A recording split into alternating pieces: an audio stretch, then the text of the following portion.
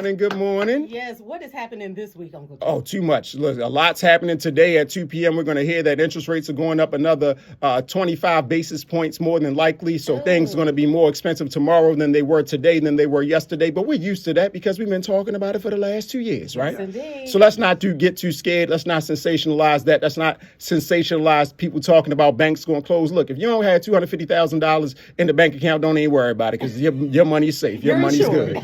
You go 1,200 going to be there. Fully insured, your paycheck, you're good to go. Listen, let millionaire problems be billionaire problems. Let's deal with our issues today. Okay. So with that being said, I want to talk about something that's been happening more frequently in today in 2023 than it was happening, let's say, in the 1980s, 70s, even in the 90s. Okay. And that's people making career changes. I'm going to throw out some numbers, and then I want to hear what you guys think about career changes and maybe even express and share some of your stories about maybe career changes and things you've done in the past that's altered your path compared to where it was supposed to go in your mind. Okay, so just throwing this out here from the Bureau of Labor Statistics. Okay, we like to be official over here. Employees with wages and salaries today in 2023 have worked for their current employer 4.6 years, meaning the average employee has only been on the job for 4.6 years. Okay. The average age of people when they make career changes is 39, much later in life than what people expect. Right. The reason being is because the people who are in their 20s don't stay on the job long enough to get caught in that number. Like they change jobs so frequently, you have to be somewhere for a while before they count you as changing a career. Okay. Right, because the 4.6 seems long to me. Yeah. Hey, today, 5 years. I know a lot of folks seem to just be very quick to jump and leave a job these days. Like, I'm not having it and I'm gone. I can go somewhere else. And it's understandable. With that being said, broken down by age group, those 18 to 24 are averaging 5.7 job changes. Okay, going back to my point there. Those 25 to 34 are averaging 2.4 job changes. 35 to 44, it goes up to 2.9, almost 3 job changes, which goes into why at 39, that's the average age of most people that change jobs. And 45 to 52, 1.9 job changes. Obviously, 50 plus, 60 plus, we're talking about close to retirement, so it's a little different. Pew's Research Center also took a survey in 2021, which said that 53% of employed adults changed their career field, have changed their career field. Just completely different industry, completely different career. Yes, and to define it, just to put it out there, the definition based on Webster, of a career change, just to clarify, says an occupation undertaken for a significant period of a person's life and with opportunities for progress. So if you're somewhere where you've been somewhere a long time, but you have no opportunities for progress, that means it's not a career. It's not a career. It's not a career. It's a job. It's a job. By definition, that is a job and not a career. A career means you have the opportunity to excel. Yes. So that's something to keep in mind. So with that being said, I want to hear from you guys about maybe, without throwing yourselves out there too much, how about your idea about career changes and what changes you've made in your life that you can remember and really reflect upon to help the listeners? Well, I can be transparent. When I made a career jump out of radio. And it wasn't planned. But you didn't leave. You was asked. Right. I was asked to leave. And so, ended up packing up a truck with a friend, headed across the country to LA, and said, I'm just going to start over and see what's happening. Get to LA, and it's the writer's strike. So people are out there, folks that were out there working on television shows and stuff that have mansions, and these people are losing their homes and their cars and trying to figure out what to do. And the only thing happened was reality TV. And I had a friend working out there, and they're like, it's some shows happening at Hell's Kitchen, and you need to get on these shows. I'm like, I didn't come out here to do reality TV. Right. Show me the movie. We're Eddie Murphy. We're CSI. But, at the end of the day, that was unexpected, but that leap into reality TV allowed me to get into production and to eventually get into television in a way that I wasn't really expecting. So that was an unexpected, kind of just had to go with the flow, had to survive. Kind of unexpected blessing. Yeah, really. Okay, that's interesting. Now, I would ask you this then, following up on that. would that really be a career change or a field change? And I say that because if you were in entertainment, okay, even though it's a different version of entertainment, it's still the same kind of field. The occupation may have changed. Yes, Joseph, I've been entertaining all my life. See, there you go. There you go. He's a born entertainer, one way or another. You just diversified your bond. Yeah. What about you, Dre? Yeah, go ahead. Ooh, I mean, kind of like Erika, I actually started out wanting to do television. So my degree is actually not in radio at all. It's actually in television. Most people don't know that. And then my master's is in journalism, but I happened to fall into radio because I had been around WEAA so long. And then when the opportunity came about, I was here. As far as a career change, the only thing I would ever do in addition to working at radio is helping the community. I really want to make sure that I want to do something impactful for our people. Which you're doing now. Right. You're saying in a different way. In a different way. Yeah. So you're still kind of doing the same thing. You know, where you're in entertainment, one way or the other, but you're also looking through entertainment to help people and then also make that a real life help as well, right? All right, I hear you. Now, you know who's had some real career changes? Uh-oh, talk about it. Lawrence Leviticus Lancaster. This man has been around. Yeah, I've worked since I was 14. So I mean, but of course you don't call those jobs. I mean, careers, right? But when I left the military, I went in corrections. I did that for 13 years, and in the course of that, I discovered comedy, and I left in like 2007 to pursue that full time. And so I would consider that definitely a career change because I had 7 more years I could have retired. Right. Wow. And, had a pension and all that kind of stuff. But I was like, I'm not going to get discovered working at no jail. So I had to step out on faith, and did little odds and ends kind of to support myself until things picked up. I sold hair care products. I started working at, I also wanted to give back. I always wanted to mentor children and kind of like do that. So I started working in the school system. An opportunity came up with that. So that's another career change that's completely different, working in the school system. And then radio came about, which I wasn't doing any, but that probably could be considered in the field of entertainment. But and I fell in love with radio. So those are my that's a journey. 3 or 4 journeys. I mean, you said it. That is a deep career change. While you were going through the process of making that change, what were you thinking? Like, what was going on where you came to a point where you said, you know what, I want to go in this direction in comedy versus I can get a paycheck here and retire in a safe way. I'm choosing to take the risk. Right. Well, I just said I didn't want to be old and resentful because I didn't try something. And that's kind of what led me to try comedy anyway, because people had told me I was funny all my life. I never thought I was funny enough to be a professional comedian. But I said, you know what? I hear this so much. If I don't do it, I'm never going to tell another joke again. And I didn't want to sit back and be looking back and like, I shoulda, woulda, coulda. Right. So I said, I'm going to just try and see what happens. Oh, that's interesting. I mean, that all of you have that in common with changes that you've made, that you took a chance, you went out there, did some things, but that was excellent to share. One thing I like to point out to the listeners and to everyone is I think we actually need to shift away from the idea of career change altogether. And because when I looked at the definition, I was reading it just now, but going over it again, and it says an occupation undertaken for a significant period of a person's life. When I think about that in the word occupation, it's almost like we were trained to go for. You go to school, what job title are you going to have? What occupation are you going to go after? But really what I hear a lot of, which I think people need to be more in tuned in, is a purpose. You know what I mean? Because you don't make career changes, you just pursue your purpose.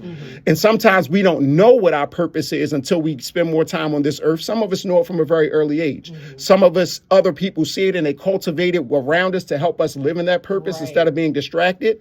But instead of focusing on, I changed a job, I believe we should focus on what is our purpose, and are we living in it, or are we doing something that someone told us we could make money from? Because that's sometimes how we tie that into our identity. Right. What I like about 2023 is that less people do that in terms of accept this job is my purpose.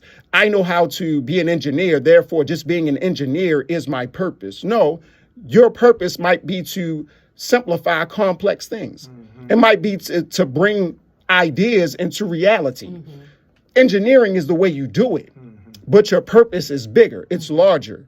And I think when we pursue purpose, then we can have a lot more fulfillment in our careers, let's call it, and then in our job or our work life. But then you're not changing as much because you understand I'm just pursuing my purpose. And even though you might change job titles, you'll feel balanced because you're consistent in your purpose. I look at that when I look at my own changes that I've made it. Okay, look, Uncle Joe that you see today is definitely different than the Joseph that people knew in the past. Okay, I was saying, in my 20s, people would not have come to me for financial advice. It wasn't what I was seen for. In fact, to make things full circle, when I was 16, 17, 18, 19, I was working in a movie theater, which takes me to my movie company today, but I was working for the movie theater. Then I went into, as I got to my senior year in college, then I got into the banking world. And when I got into the banking world, I didn't get into it because I loved banking. I got into it because I needed a job that paid well. And the bank was hiring. My cousin worked for the bank. He was like, Joe, you tired of doing like 6 hustles? Because I've always been a hustler. Let me get you with one job with some benefits. We grown now. And let me go ahead and bring you into the next level. That took me into a new world, but I was still me.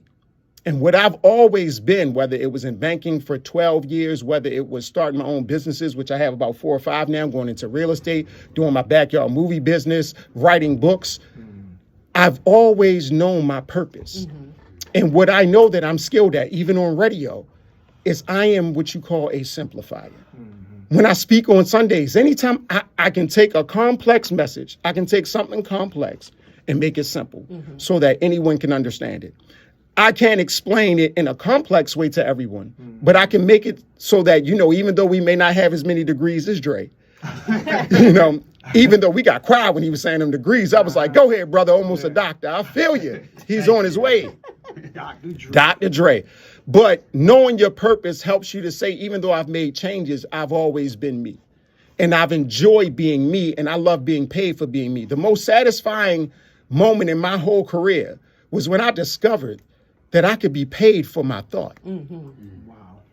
That was amazing. That changed everything for me because it was like, man, I had been going through getting these paychecks. And then I wrote something all from my brain and someone paid money to have it just to hear what I thought. I'm only in my 20s and someone would be willing to pay for my thoughts. And I was like, why are they willing to pay for your thoughts? It's because your thoughts help people simplify the complex things. So they went to my finance book because it was about how do I understand what's made to seem to be complex, and I could deliver it in a simple way. If I didn't make it simple, they wouldn't listen. And people from around the world listened to that. I had people buying my books from Australia, from the UK. I've never been on a book tour, a promo of anything, but it reached those people.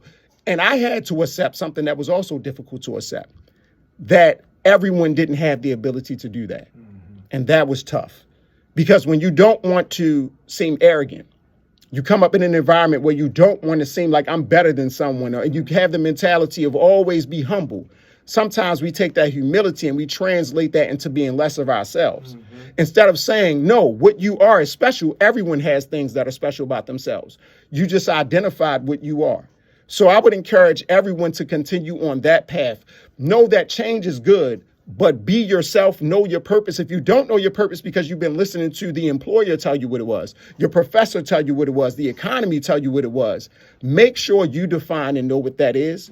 Because once you dive into that, whatever you do, it will always be present, and that will always bring you joy. It's the same way it brings you joy in entertainment, same way it brings you joy in comedy, the same way it brings you joy in helping people, and the same way, even though you ain't say nothing, it brings you joy on interning and coming through and doing things in the background to make sure the whole system works. Some people can't do that well, but some people can do that quietly and not need to be in front of the camera, but still get the job done. That's a skill. And that has to be a part of your purpose, because I'm not that guy. I'm in front of the camera. I'm just saying, but that's okay. So that's just my Wealthy Wednesday tip of the day. Just make sure, even though we're about career changes, let's get away from focusing on career and occupation and focus on purpose, so that you can be in your moment at all times, no matter what this economy does, no matter if you have a big layoff like in the tech industry right now, or if you have your job for 20 years.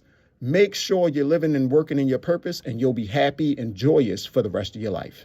Uncle Joe. And drops the mic. Now listen, Uncle Joe, before you go, because I already know that once we sign off, folks are going to start calling. They're going to say, Uncle Joe, he mentioned a book. Right. He had a book. I love our callers because they like, I want to know what book is that. Oh, goodness. So what book is that you mentioned? Okay, And where can I okay. get this book, Joe? Well, all the books are available at all booksellers, Barnes & Nobles, Amazon, everywhere you can buy books. But the first book, I have two books. The first one was called Did Everything But Think. Okay, D, it's an acronym for DEBT, D-E-B-T. Did Everything But Think. And I speak a lot about my life. I speak a lot about my parents, the 80s, being born into consumerism. But then I go all the way through adult life. It goes from childhood through adult life, giving you guidance on what to look out for with decision making. Should I go to college? Should I not? Should I get married? Should I not? All these things. What's the cost of having a child? What's the cost of taking on a spouse? What's the cost of divorce? What's the cost of going to school? How should I go about student loans versus not? That entire book is a guide through all of that, including buying a home and retirement. And you have been through all of these things. Well, not retirement, but Not retirement. not yet. Well, yeah, it's technically. And then the second one is Did Everything But Think, which DEBT, the relationship edition, which is all about financial compatibility. I said compatibility. So it's more about making sure before you get serious with someone that you know how to recognize if you're financially compatible, not wealth compatible, not saying income compatible, but financial principle compatible. And then also if you're in a relationship, how to become more compatible. So it's not just for singles, it's also for those who are married. Again, it's DEBT, the relationship edition. The first one is DEBT, Did Everything But Think, both available on Amazon. Go pick up a copy for yourself. Did Everything But Think. DEBT by Joseph Lorick. One thing, and the next one that I'm currently working on is going to be called From Debt to Wealth, from DEBT to WEALTH, from debt to wealth. We're going to stop talking about debt and move towards wealth. Okay, So, Joseph Erica, Lorick. You was right because we know what's going to happen. You had a young man in there, and he was talking about money and changing jobs. And I just wanted some information on him because I've been at the power plant for 35 years, and I'm thinking about leaving the place. So, Hey, get it Talk done. to Uncle Joe. talk to Uncle Joe. If you want to reach out to him, if you want to follow, you can hit him on socials at Joseph Lorick. That's JOSEPHLORICK. Make sure you reach out to him and follow. And of course, you know, Uncle Joe, he's here every Wednesday. We love to have him in the studio. Of course, the views expressed by Uncle Joe aren't those necessarily of WEAA and Morgan State University. He is a beloved guest that we have through each and every Wealth Wednesday at 9:20 to drop some jewels that you need to use. So we are glad to have him. Uncle Joe, thank you very much. He did it again.